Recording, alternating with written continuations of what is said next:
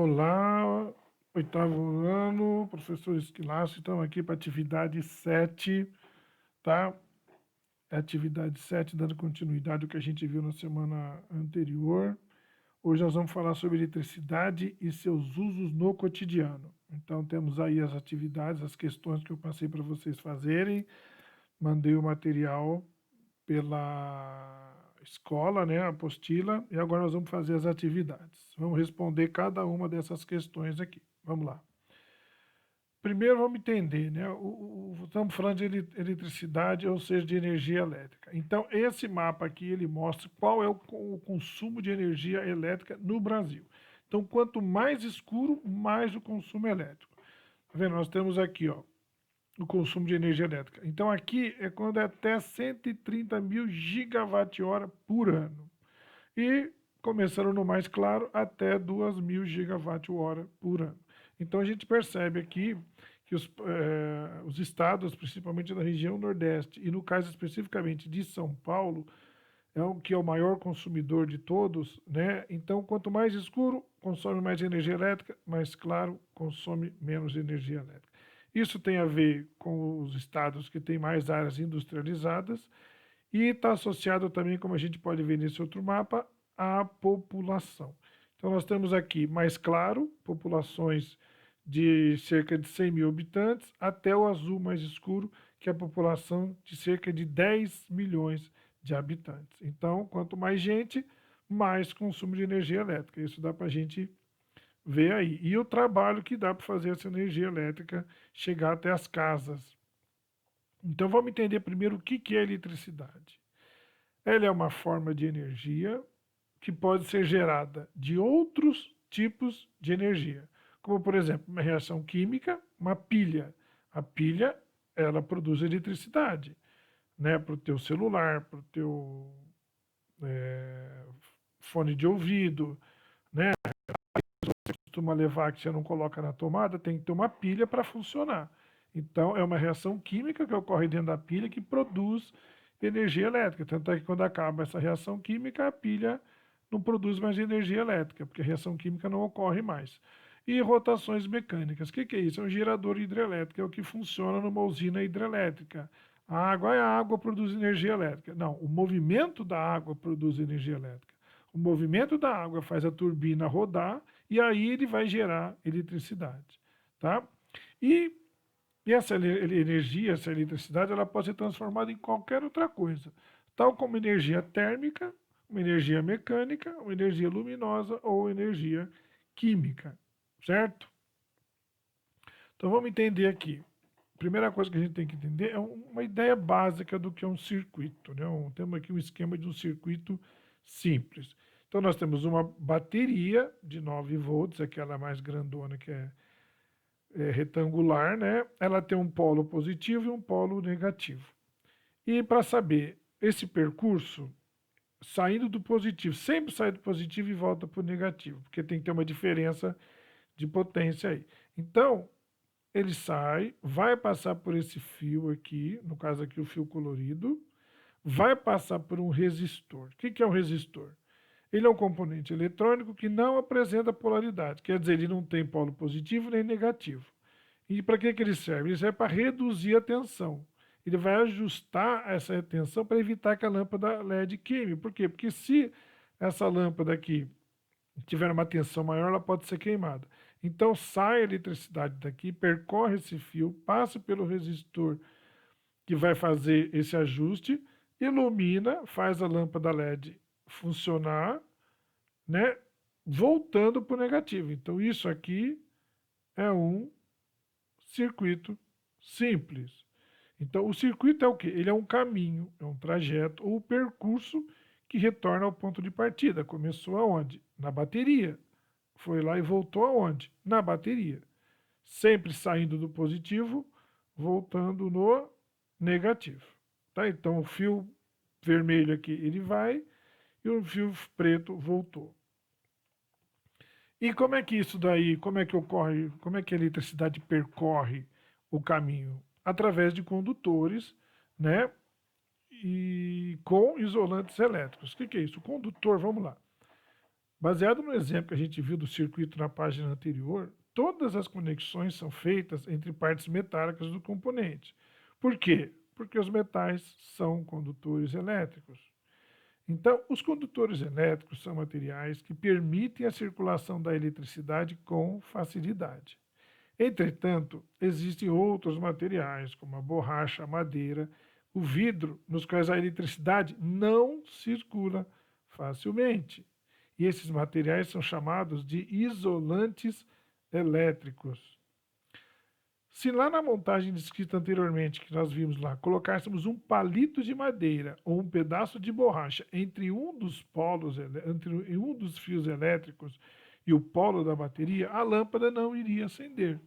É como se o circuito estivesse aberto. O que é assim? Nós vamos ver daqui a pouco. Mas circuito aberto é que não permite que a eletricidade percorra o seu caminho, o seu circuito. Então, repara que nós temos um metal. Esse metal costuma ser cobre. Tanto é que quando tem roubo de fiação aí no bairro ou qualquer outro bairro, isso ocorre porque o pessoal rouba a fiação para vender justamente esse cobre que fica dentro dos fios. E eles tiram essa parte. Então, o cobre, ele é um condutor. Outro tipo de fio aqui, ó, com 4 fios dentro. E tem o que? O isolante, ele tem esse plástico que envolve aqui, no caso, envolve um só, e aqui envolve os 4, e cada um tem o seu. Porque um condutor aqui, um cobre, não pode encostar no outro. Se encostar, dá problema, tá? Então é isso, nós temos o isolante.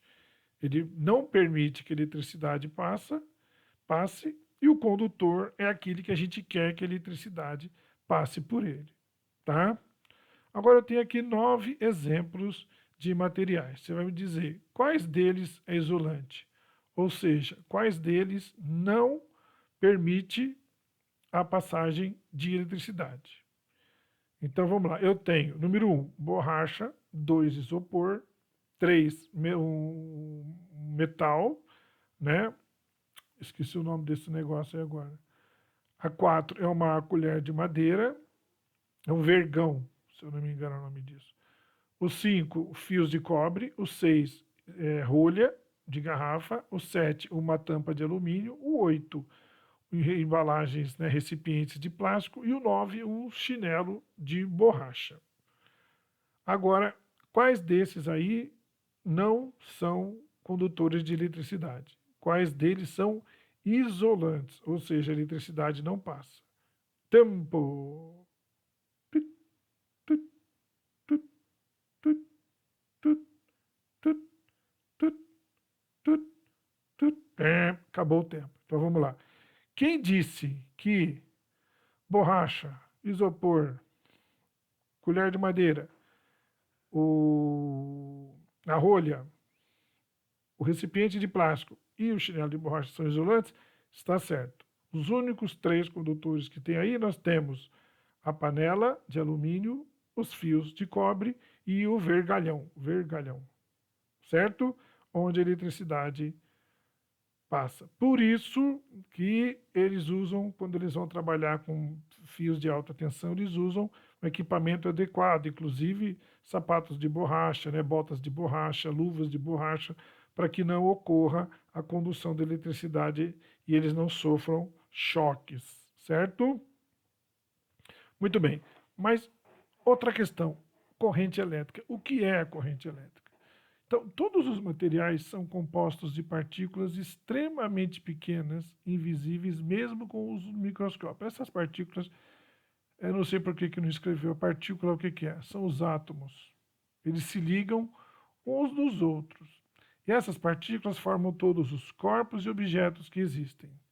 E há partículas elétricas livres, que não estão ligadas a nenhuma outra, que se movimentam pelo material de forma completamente desordenada. Essas partículas se chamam elétrons, elas estão dentro do átomo. Por isso que é eletricidade, porque eletricidade é através do movimento dos elétrons. Então, quando o fio metálico é ligado a uma fonte elétrica, como uma bateria, veja a imagem abaixo aí. Essa partícula eletrizada saindo da pilha, vamos supor que fosse assim, um elétron ali. Essas partículas elétricas livres, elas vão se organizar e se movimentar de forma ordenada. E aí vai gerar uma corrente elétrica. Então, a corrente elétrica, ela começa, como nós já vimos, começa no positivo, vai percorrer todo esse caminho até chegar no negativo. E esse movimento ordenado só ocorre quando existe uma diferença de potencial elétrico, ou o que a gente chama de tensão elétrica, entre as extremidades de um condutor. Isto é, deve haver uma diferença na quantidade de partículas elétricas. Então nós temos aqui, né, o positivo com o negativo. Então a partícula eletrizada, ela sai da pilha, vai passando pelo fio do condutor. Vamos dizer que ele é de cobre, mas ele é revestido por plástico, que é um isolante, para quem pôr a mão não levar choque. Por isso que já ouviram, não põe a mão em fio desencapado. O que é fio desencapado? É fio que não tem o isolante em volta. Tá? Tanto é que aquela fita isolante ela é utilizada por quê? Porque ela não transmite eletricidade. Então eles usam muito quando faz uma ligação de dois fios, passa a fita isolante em volta para manter aquilo isolado e não ter perigo de ninguém pôr a mão lá para levar choque. Então isolou a eletricidade. Então percorre aqui a lâmpada, passa por aqui, vem, ela continua, volta para a pilha pelo fio condutor. Isso permite com que a lâmpada seja acesa, ela fique acesa. Então vamos ver aqui, ó, nesse caso aqui, positivo. Qual que é o caminho? É esse ou esse? Nós temos uma pilha, uma bateria, nós temos uma lâmpada e nós temos aqui, isso aqui é como se fosse uma chave, liga ou desliga. Tá? Então, qual vai ser o percurso da corrente elétrica? Esse aqui. Sempre saindo do positivo, aí ele passa aqui, a lâmpada acende, ele vai voltar, porque tudo isso aqui é de metal, ó. E isso é em milésimos de segundo, porque ele acende muito rápido, não demora. Certo? E a gente pode chamar a pilha de gerador elétrico. O que é isso? São dispositivos que transformam a modalidade de energia. A pilha vem de uma energia química ou mecânica, como nós vimos lá, a usina hidrelétrica, e vai transformar isso em energia elétrica. O primeiro gerador elétrico foi a pilha de Volta, que foi criado pelo italiano Alessandro Volta lá em 1800. Foi o primeiro cara que fez uma experiência e criou uma pilha. E o que é o circuito elétrico? O circuito elétrico é justamente o conjunto composto de pelo menos um gerador elétrico, um fio condutor e um dispositivo que utiliza a energia produzida pelo gerador, no caso aqui uma lâmpada. Quando esses três elementos são ligados de maneira que as partículas elétricas elas percorram todo o circuito de uma ponta a outra, isso é que a gente chama de circuito fechado. Estabelece-se uma corrente elétrica. Então, lembra, sai do positivo, vai percorrer aqui. Aqui tem uma chavinha que nós vamos ver depois. Quer dizer, não tem nada interrompendo. Está continuando. Está continuando, aí vai passar por aqui para acender a lâmpada e voltar aqui. Agora, por que a lâmpada aqui está apagada? Porque o circuito está aberto. O que aconteceu aqui? Ele desconectou. Isso aqui é um metal, né? Um fio, um elemento condutor de eletricidade. Se eu desconectei, não tem como a eletricidade passar. Aí a lâmpada não funciona. Tá? A maioria dos circuitos elétricos apresenta uma chave que permite ou impede a passagem da corrente elétrica pelo dispositivo, que usará a energia produzida pelo gerador. Isso é, cria um circuito aberto. Está aqui. Essa chave é o botão de liga e desliga de diversos aparelhos elétricos que utilizamos. Então, o botão de liga e desliga de qualquer aparelho, do celular, seja a tua tomada é um liga e desliga.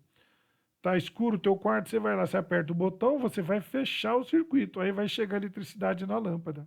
Vai fechar o circuito e aí você tem as lâmpadas iluminadas. Quando você liga um rádio ligado na tomada, quando você liga a geladeira, máquina de lavar, entendeu? Tudo isso é um circuito elétrico. E da onde que vem essa energia? Não é de uma pilha gigante na entrada da sua casa. Aquele relógio que tem na entrada da sua casa é para controlar quanta energia elétrica entra na tua casa que você está utilizando, tá? Então, outro exemplo, aquele exemplo anterior lá. Aqui, ó, o circuito está fechado, sai do positivo, faz esse caminho. E voltou, acendeu a lâmpada. Por que ela está apagada aqui? Ó, eu nem mexi nisso aqui, ó. O que aconteceu? Com uma tesoura eu cortei. Se eu cortei, o circuito está aberto. Se está numa continuidade aqui, o circuito está fechado, então a corrente circula e aí eu tenho eletricidade circulando, então a luz é acesa. Se não está circulando a eletricidade, a lâmpada apaga. Certo? Gente, isso aqui tudo você tem na sua casa. Você só talvez não sabia o nome de como é que funciona cada uma dessas coisas. Outra coisa importante. Os componentes do circuito elétrico eles podem ser conectados em série ou em paralelo. O que é isso? No circuito em série, vamos ver o que é o circuito em série. A corrente elétrica ela flui por um único caminho entre os terminais do gerador, lembra, pilha é o gerador de energia elétrica, e a tensão elétrica se divide entre os dispositivos conectados no circuito. Então aqui, ó, vem, isso aqui é um botão liga e desliga, tem uma lâmpada, depois tem a outra, depois volta. E o que é o paralelo? Tá vendo? É como ele disse, é o único caminho. Agora o circuito em paralelo. A corrente elétrica é dividida e apenas uma parte dessa corrente passa em cada um dos ramos do circuito. Nesse caso, a tensão elétrica se mantém constante. Então, nós temos aqui o circuito elétrico, ó, aqui e aqui para baixo. É mais interessante o circuito paralelo. Por quê? Porque aquelas lâmpadas de Natal, eles mudaram alguns esquemas, eles deram uma melhorada. Mas antigamente, aquelas luzinhas de Natal, quando uma lâmpada queimava, não funcionava mais dali para frente, porque fechava, deixava o circuito em aberto, tá? Então, na sua casa, você acha que é circuito em série ou em paralelo? Com certeza é em paralelo, tá? Porque você tem várias, você tem tomada, que você conecta um aparelho, tem eletricidade ali, tem as lâmpadas, né? Então é um circuito em paralelo, são vários pontos que você pode utilizar. Só que no caso não é uma pilha, no caso é energia elétrica que vem de uma usina hidroelétrica, tá? Hidrelétrica, pelo movimento da água. E tem também um processo que a gente tem que tomar cuidado, hoje menos, porque hoje em dia está proibida essa lâmpada era chamada de incandescente. Quem já lembra dessa lâmpada que pôs a mão nela ligada, ela queimava muito, ela era muito, muito quente, por causa do efeito Joule. Então, quando uma corrente circula por um condutor, as partículas elétricas que a compõem se chocam continuamente com as partículas do material condutor. E isso gera e libera calor. Então, essa transformação de energia elétrica em energia térmica se chama efeito Joule. Em alguns casos, esse efeito pode ter consequências negativas. Olha aqui. Acabou pegando fogo, porque isso aqui é um plástico, o plástico pegou fogo, porque ficou muito quente. Então, o excesso do calor nos fios pode causar a sua queima. Dessa forma, alguns aparelhos elétricos necessitam de refrigeração, como processador de computador. Depois nós vamos ver, dentro do computador ele tem uma ventoinha que mantém ele refrescado o tempo inteiro. Tanto é que se você põe a mão do lado do computador, o notebook, o que for, ele solta um ventinho quente. Por quê? Porque ele está resfriando o equipamento, tá? Eu vou mostrar depois essa ventoinha. E certos aparelhos, que interessante, apresentam um sistema de desligamento automático no caso de superaquecimento. Isso aconteceu aqui outro dia. Eu fui ligar um ar-condicionado pequeno que eu tenho no quarto, pois estava com o ventilador também ligado, eu estava carregando o celular, de repente o sistema caiu. Por quê? Porque estava consumindo muita energia e estava superaquecendo. Então isso é importante para evitar acidentes e que poderiam causar um incêndio, né? Agora, em outras situações, o calor é liberado com a finalidade do aparelho, como chuveiro elétrico, torradeira elétrica, ferro de passar, roupa e secador de cabelo. Então, quer dizer, aqui é um acidente, mas alguns usam o efeito Joule para ele, o chuveiro elétrico. Ele sai quente porque ele tem uma resistência lá dentro, vai ter um efeito Joule. O ferro de passar roupa também. Uma para fazer chapinha, então esquenta pra caramba. Quanta gente, quem já não se queimou com uma chapinha? O secador, aquele ar quente para secar o cabelo, né? E uma torradeira também. E, como eu falei, a ventoinha aqui do computador para refrescar e manter ele numa temperatura adequada. Certo? Gente, era isso. Uma aula simples, direta, uma noção básica sobre a eletricidade e seus usos. Tá? Então, essa é a atividade 7. Então, até a próxima atividade que nós iremos conversar. Tá bom? Um abraço para vocês, até mais.